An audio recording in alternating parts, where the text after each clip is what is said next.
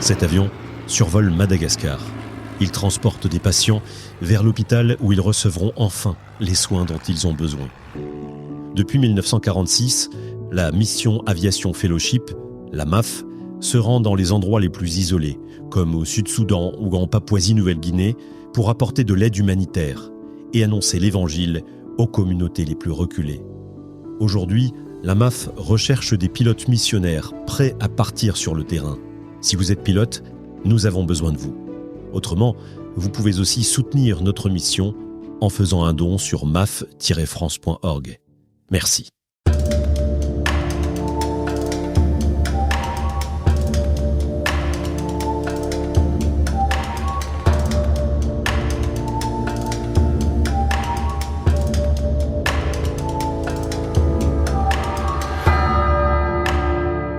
Bonjour, je suis Anne-Claire, la voix qui vous raconte, épisode après épisode, la passionnante saga « Il était une fois la Bible ».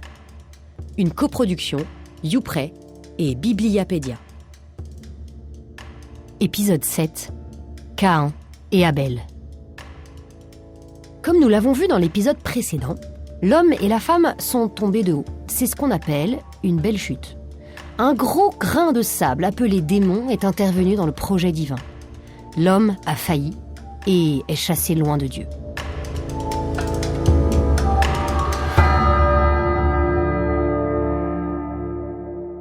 Malgré tout, Dieu n'a pas renoncé à son projet d'amour pour les hommes. Le signe le plus clair de cela, c'est qu'Adam et Ève vont avoir des enfants. L'homme s'unit à Ève, sa femme. Elle devint enceinte et elle mit au monde Caïn. Elle dit alors « J'ai acquis un homme avec l'aide du Seigneur ». Hélas, la désobéissance est maintenant là qui empoisonne et abîme tout. Quelles sont les choses étranges dans la phrase d'Ève ? Pourquoi dit-elle « j'ai » et emploie-t-elle la première personne ? Bizarre, on dirait qu'elle a fait un bébé toute seule. Adam a complètement disparu de la circulation. Vous me direz, il n'avait qu'à pas être parti au moment de la tentation. Manger du fruit défendu a, semble-t-il, séparé l'homme et la femme. Ensuite, pourquoi dit-elle « acquis » ? On dit ça pour un objet, mais pas pour une personne. Là aussi, manger du fruit de l'arbre de la connaissance du bien et du mal fait regarder les personnes comme des objets.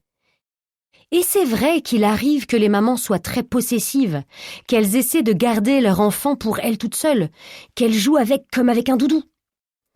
Pourquoi dit-elle aussi un homme ? On dirait plutôt un bébé, non ? Quelle drôle de façon d'appeler son enfant. En fait, le texte nous fait comprendre que le bébé a pris la place de l'homme, de l'Ish, c'est-à-dire d'Adam, son père. Et c'est vrai aussi, il arrive que les enfants prennent toute la place et que la maman ne pense plus qu'à eux. Elle oublie qu'elle est aussi, et d'abord, la femme de son mari avant d'être la mère de ses enfants. Or, on ne peut pas être de bons parents si on n'est pas d'abord un homme et une femme qui s'aiment. Et puis pourquoi dit-elle « avec l'aide du Seigneur » ? Alors c'est super, Ève reconnaît que Dieu est intervenu, mais elle ne parle toujours pas de son mari. Et pour finir, le nom de Caïn a beaucoup de significations, d'ailleurs comme tous les noms dans la Bible. Ève le dit clairement, c'est un jeu de mots. En effet, Caïn veut dire « acquis ». Ève n'a pas honte que son bébé soit sa chose. En plus, Caïn peut se traduire par « jaloux ». Ève ne s'en rend sans doute pas compte, mais ce sens annonce le plus gros défaut de son fils. Les deux sont d'ailleurs liés. Comme Caïn est tout pour sa mère, il prend l'habitude d'être le centre du monde et aura bien du mal à laisser un peu de place aux autres, et tout d'abord à son frère. De fait, Ève n'a Dieu que pour son aîné. Je lis la suite. Dans la suite, elle mit au monde Abel, frère de Caïn. Alors là, tout est dit. Comment Ève présente-t-elle son deuxième fils ? Abel est présenté comme simplement la suite de Caïn. Il est défini par rapport à son frère, comme s'il n'avait aucun intérêt en lui-même. Et pour couronner le tout, son nom signifie, je vous le donne en mille, buée. C'est-à-dire quelque chose de peu important qui disparaît en quelques secondes. L'attitude d'Ève et le nom des enfants montrent bien que les relations entre les hommes sont abîmées. Je poursuis. Abel devint berger et Caïn cultivait la terre. Alors, comme si cela ne suffisait pas, leurs métiers aussi vont les séparer. Chacun semble vivre de son côté, sans se parler. Avec ces deux métiers, la Bible donne une leçon d'histoire. Puisque les éleveurs nomades et les agriculteurs sédentaires ont été les deux premiers grands métiers de l'humanité, qui de fait ont toujours eu tendance à se disputer. Je poursuis. Au temps fixé, Caïn présenta des produits de la terre en offrande au Seigneur. De son côté, Abel présenta les premiers-nés de son troupeau en offrant les morceaux les meilleurs. Le Seigneur tourna son regard vers Abel et son offrande, mais vers Caïn et son offrande, il ne le tourna pas. Caïn en fut très irrité et montra un visage abattu. La Bible nous dit là quelque chose de très intéressant. Même la religion peut être une cause de dispute. Comme l'homme est abîmé, dès qu'il fait quelque chose, même un acte religieux, il apporte avec lui le risque d'y mettre le péché. Ceci dit, là, on aurait aussi envie de dire que c'est Dieu qui pousse les deux frères à se disputer. Enfin, Caïn prend l'initiative. C'est lui qui commence, c'est pas Abel. Il prend l'initiative de faire une offrande à Dieu, ce qui est quand même super. Et là, patatras, Dieu la refuse. Au contraire, il accepte celle d'Abel. On dirait vraiment qu'il essaye de semer la zizanie. Et pourquoi fait-il cela ? Bien sûr, on peut penser que l'offrande d'Abel était plus pure que celle de Caïn. Ce n'est pas vraiment écrit noir sur blanc, mais il est vrai que Caïn n'offre que des produits de la terre, alors qu'Abel présente les meilleurs morceaux. Mais Dieu aurait pu encourager Caïn. C'est déjà bien, continue Caïn. En fait, parfois, Dieu décide de mettre le doigt là où ça fait mal, parce qu'il veut nous sortir de notre péché. On dirait qu'il prend comme prétexte cette histoire d'offrande. Depuis le début, on l'a vu, Caïn a tendance à se prendre pour le centre du monde, un peu à cause de l'amour excessif de sa mère pour lui. En plus, il a une conception hyper matérialiste de la vie. Il se concentre sur les objets. Alors Dieu veut aider son enfant bien-aimé à changer. Et pour cela, il lui fait vivre une expérience très dure. Pour une fois, Caïn, tu ne seras pas le préféré. Mais quand Dieu fait ce genre d'opération à haut risque, il ne laisse pas son enfant se débrouiller tout seul. Au contraire, il l'accompagne, il l'aide à mettre des mots sur ses sentiments, il l'encourage et il lui montre ce qu'il doit faire. Écoutez ce passage très beau. Le Seigneur dit à Caïn : « Pourquoi es-tu irrité ? Pourquoi ce visage abattu ? Si tu agis bien, ne relèveras-tu pas ton visage ? Mais si tu n'agis pas bien, le péché est accroupi à ta porte.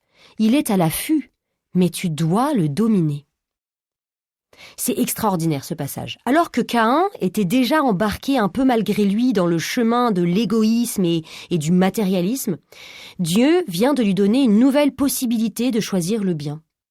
Si tu agis bien, mais si tu n'agis pas bien. En fait, c'est une très bonne nouvelle pour nous aussi. Pour la première fois, nous rencontrons un mot important. C'est le mot péché. Et à quoi est comparé le péché dans cette phrase ? Qu'est-ce qui peut être accroupi, tapi ? C'est un animal. Exactement, c'est un animal. C'est l'animal que nous avons rencontré au chapitre précédent. C'est le serpent qui a fait le malheur des parents de Caïn. Il est de nouveau là, en train de tenter l'homme. Je continue. Caïn dit à son frère Abel. Et quand ils furent dans la campagne, Caïn se jeta sur son frère Abel et le tua. Aïe aïe aïe, il a pris la mauvaise route, il n'a pas du tout écouté les conseils de Dieu. Comment est-ce possible ? Le texte nous l'explique par un petit détail. Il y a une chose très bizarre dans la phrase que je viens de lire, c'est que la phrase n'est pas terminée. Caïn dit à son frère Abel. On pourrait presque se demander si j'ai pas mal lu.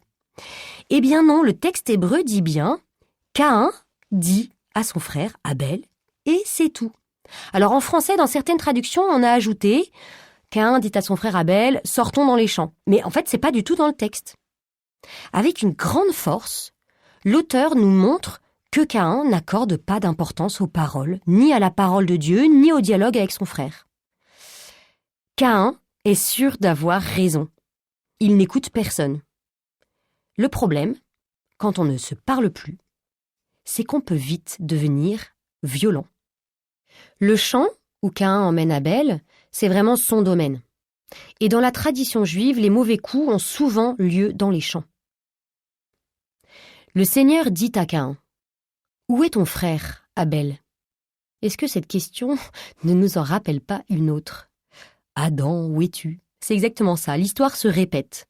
Comme avec Adam et Ève, Dieu n'abandonne pas l'homme au péché qu'il vient de commettre, mais il l'aide à faire la vérité sur ce qui s'est passé, pour changer justement. Dieu ne se décourage jamais. Caïn répondit, « Je ne sais pas. Est-ce que je suis moi le gardien de mon frère ?» Là aussi, est-ce que la réponse ne nous rappelle pas quelque chose ? Vous vous souvenez de celle d'Adam ? « La femme que tu m'as donnée, c'est elle qui m'a donné du fruit de l'arbre. » En fait, comme Adam, Caïn refuse de prendre la responsabilité de ce qu'il a fait. Pire, il rejette la responsabilité sur Dieu lui-même. Il est gonflé, non ?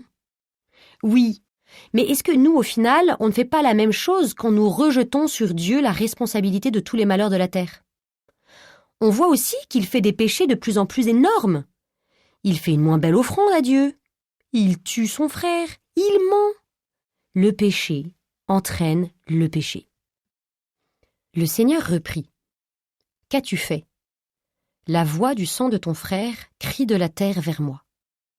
Maintenant donc, sois maudit et chassé loin de cette terre qui a ouvert la bouche pour boire le sang de ton frère versé par ta main. Tu auras beau cultiver la terre, elle ne produira plus rien pour toi. Tu seras un errant, un vagabond sur la terre. » Aïe, là, Caïn a dépassé les bornes. Non seulement il a fait le choix du mal alors que Dieu l'avait mis en garde, mais en plus il a fait un acte très grave, tuer son frère. Alors Dieu chasse Caïn de la terre. Malgré tout, on ne peut que s'émerveiller de la miséricorde de Dieu. Après un tel crime, qu'est-ce que Caïn mériterait ? Eh bien la mort. Mais non, Dieu se contente de l'exiler, c'est-à-dire encore une fois, de lui laisser une chance de changer. Caïn s'éloigna de la face du Seigneur et s'en vint habiter au pays de Nod, à l'est d'Éden. Dans quelle direction va Caïn ? Il va à l'est. Est-ce que ça nous rappelle pas quelque chose ? Comme ses parents, c'est le symbole de l'éloignement de Dieu. Triste fin, c'est que l'homme ne met pas beaucoup du sien non plus pour réaliser le magnifique projet de Dieu. Ce qu'on peut retenir de cet épisode, c'est déjà la signification des deux prénoms. Caïn, qui veut dire acquis ou jaloux, et Abel, qui veut dire buée. Je ne sais pas vous, mais j'ai l'impression que l'histoire de l'homme a bien mal démarré et que ça continue encore et encore. Et le pire, c'est que ce n'est que le début. Dieu va devoir essayer une autre technique pour sauver les hommes. Le déluge. Un moyen un peu radical, non ? Nous verrons dans le prochain épisode si cela fonctionne.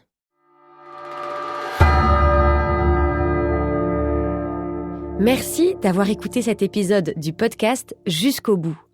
Nous espérons qu'il vous a plu. Pour nous aider, n'hésitez pas à nous dire en commentaire ce que vous en avez pensé et à le partager autour de vous.